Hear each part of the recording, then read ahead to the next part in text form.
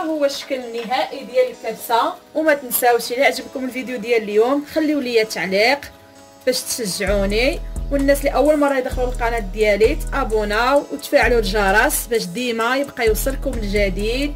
السلام عليكم البنات، كيف دايرين؟ لاباس عليكم؟ كنتمنى انكم تكونوا بخير على خير. فيديو جديد معكم في القناه ديالي الحداقه والتاويل. كنتمنى الفيديو ينال الاعجاب ديالكم. بالنسبه للفيديو ديال اليوم غادي نوريكم الطريقه كيفاش تصايبوا الكبسه. كما كنعرفوا الكبسه مشهوره في الدول الخليجيه بزاف. غادي نصايبها انا بواحد الطريقه اللي زوينه، كنتمنى انها تنال الاعجاب ديالكم وتجربوها.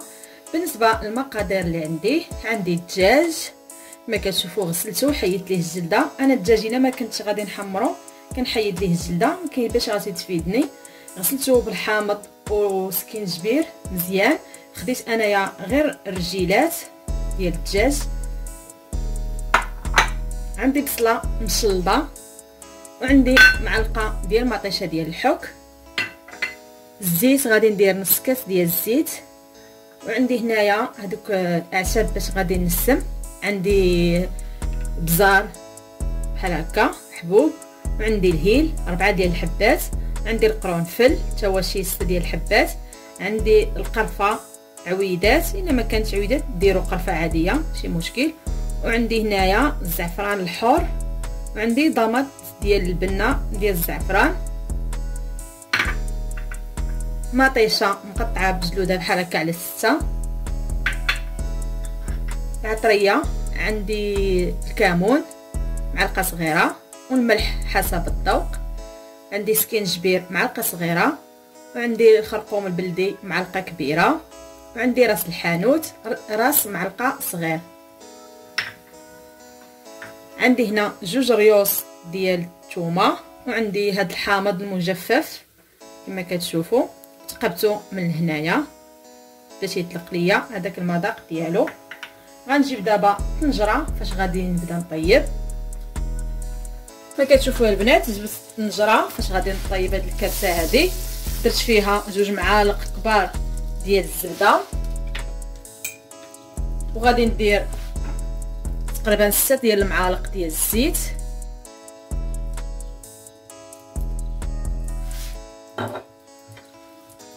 خليتها تذوب هاد الزبده كما كتشوفوا بدات كتذوب.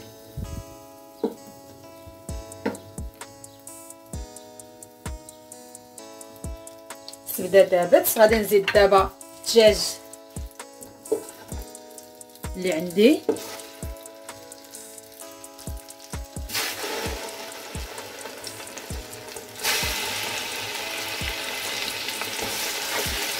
خليه يتقلى لي شويه. غادي نخلي الدجاج يتقلى شويه في الزبده والزيت. بعد ما تقلى ليا كما كتشوفوا الزبده والزيت، غادي نزيد دابا البصله مشمطه اللي عندي،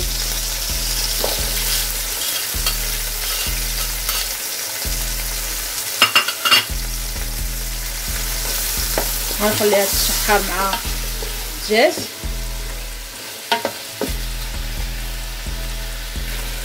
الدجاج والبصله كما كتشوفوا كيتشحروا.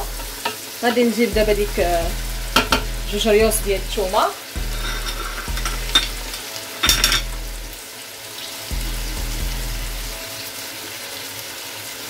الا كانت عندكم ثومه بودره من الاحسن. درت هاد 2 ريوس ديال الثومه،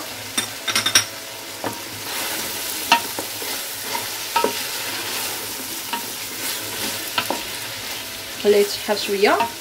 ندير العطريه. الدجاج تشحر ليا مع الثومه. غندير العطريه اللي عندي دابا كامله كما كتشوفوا،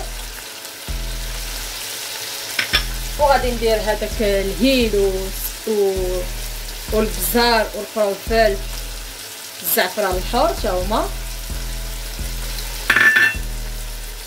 غادي ندير ديك ضامه ديال الزعفران، غندير ديك حامضه ومعلقه ديال المطيشه، غادي نحرك.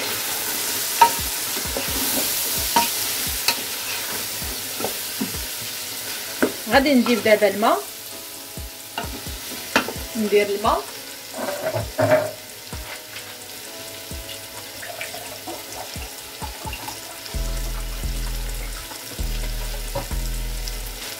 غندير الماء الكافي فاش غيطيب ليا هاد الدجاج.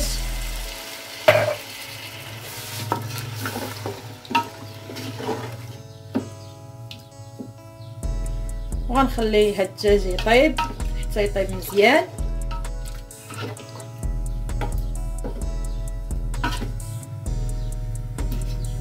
ملي يطيب غنحيدو وندخلو الفران يتحمر ليا شويه، وعاد غنلوح الرز في هاد لاصوص هادي.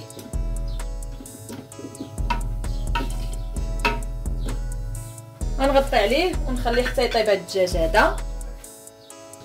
خليت الدجاج كيطيب على جنب. غندوز دابا غنصايب الرز. بالنسبه للرز اللي غادي نستعمل لهاد الكبسه، هذا الرز هذا النوع هذا رز بسمتي. غادي ناخذ الكميه اللي بغيت انا على حساب الافراد ديال العائله اللي عندي. خديت انا هاد الكاس هذا حيتاش الكاس اللي غنعبر به الرز غنعبر به الماء. هاد الكاس ديال الرز وغادي نغسلوه في الماء مزيان.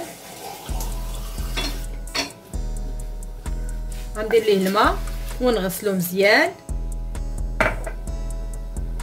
بعد ما غسلتو مزيان وصفيتو من الماء غندير ليه دابا الماء، غنخليه مرقد فيه. غنخليه مرقد نخليه الرز كما قلت لكم غسلتو مزيان ونرقدو في الماء وفي الخرقوم البلدي المده اللي غيطيب فيها الدجاج. نخليوه مرقد. من بعد غادي نصفيو ونعاودو نغسلوه واحد جوج ديال المرات، عاد نزيدوه في الطنجره ديالنا. نخلي دابا مرقد حتى يطيب ليا الدجاج. كما كتشوفوا البنات هاد الدجاج طاب. غادا نحيدو باش نديرو في الفران. غندهن الطاوه اللي غنخشي الفران بشويه ديال الزبده ونخشي الدجاج ديالي في الفران. وهذا المرق هذا غادي نزيد عليه الرز.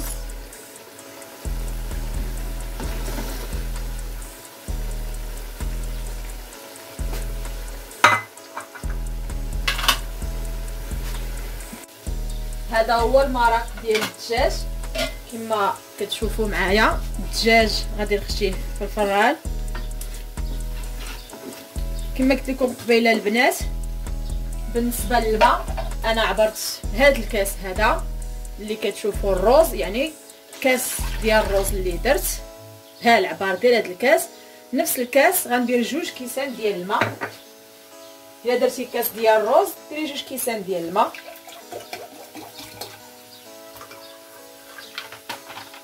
كما شفتوا من قبل راه كان عندي شويه ديال لاصوص، يعني دابا درت كاس والكاس الاخر ما عمرتوش حيتاش كان عندي شويه ديال لاصوص. خاص الماء يكون عبار. درت الماء اللي قلت لكم الكافي. غندير دابا ديك حبه ديال المطيشه وغادي نزيد واحد الحبه ديال الفلفله. غادي نجيب الرز، هو هذا الرز كما كتشوفوا. غادي نصفيه مزيان. غسلته من داك الخرقوم وصفيته مزيان. غادي نزيدو دابا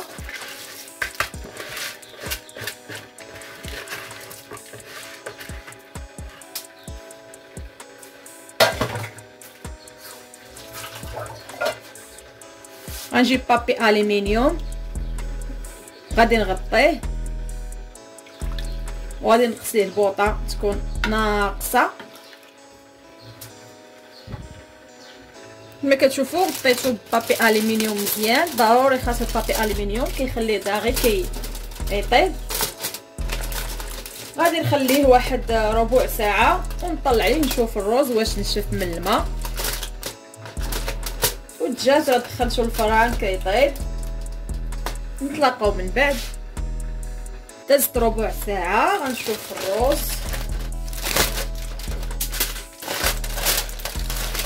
كما كتشوفوا، ها هو. غادي نشوف غير بالراس ديال المعلقه واش نشف. صافي راه نشف.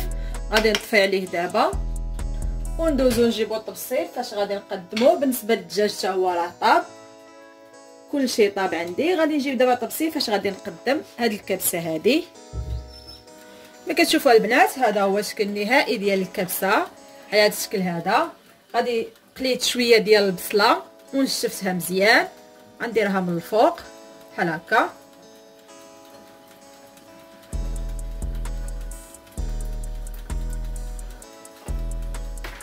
وقليت شويه ديال اللوز حتى هو سلقته وقليته، غنديرو حتى هو من الفوق.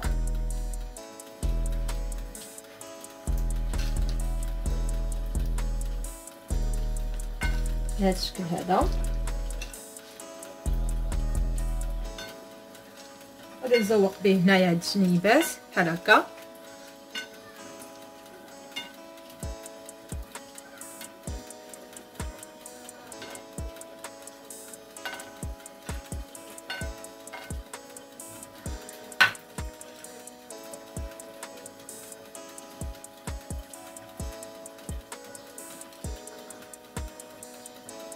عندي شويه ديال معدنوس حتى هو غنزين به من الفوق كما كتشوفوا. هذا هو الشكل النهائي ديال الكبسه اللي وجدت. كنتمنى انها نال الاعجاب ديالكم وتجربوها. كتجي زوينه بطريقه سهله وبسيطه كما شفتوا. كنتمنى الفيديو ديال اليوم ينال الاعجاب ديالكم وتجربوا هاد الكبسه هذه. وما تنساوش الى عجبكم الفيديو ديال اليوم خليو لي تعليق باش تشجعوني.